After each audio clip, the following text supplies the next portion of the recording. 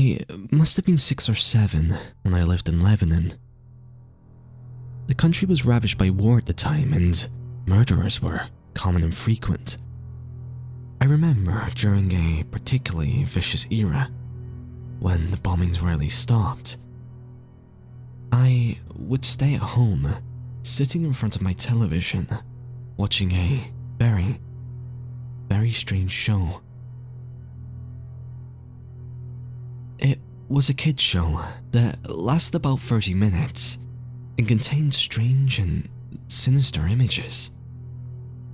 To this day, I believe it was a thinly veiled attempt on the part of the media to use scare tactics to keep kids in place, because the moral of every episode revolved around very uptight ideologies.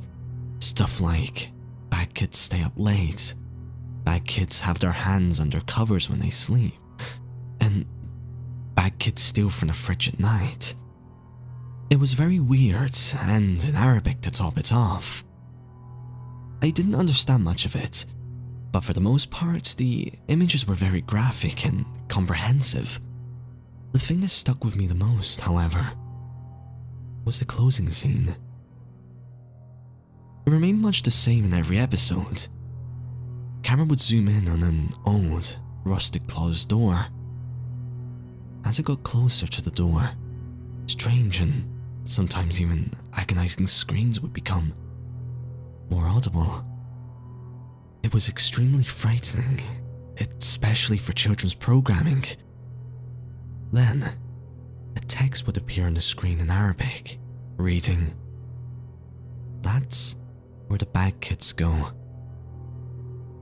Eventually, both the image and the sound would fade out, and that would be the end of the episode. About 15 or 16 years later, I became a journalistic photographer. That show has been in my mind all my life, popping up in my thoughts sporadically. Eventually, I'd had enough and decided to do some research. I finally managed to uncover the location of the studio where much of that channel's programming had been recorded.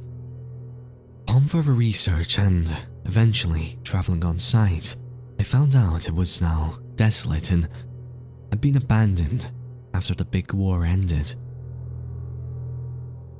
I entered the building with my camera. It was burnt out from the inside. Either a fire had broken out or someone had wanted to incinerate all of the wooden furniture. After a few hours of cautiously making my way into the studio and snapping pictures, I found an isolated, out-of-the-way room. After having to break through a few odd locks and managing to break the heavy door open, I remained frozen in the doorway for several long minutes. Traces of blood, feces, and tiny bone fragments lay scattered across the floor. It was a small room and an extremely morbid scene. What truly frightened me, though, what made me turn away and never want to come back, was the bolted, caged microphone hanging from the ceiling in the middle of the room.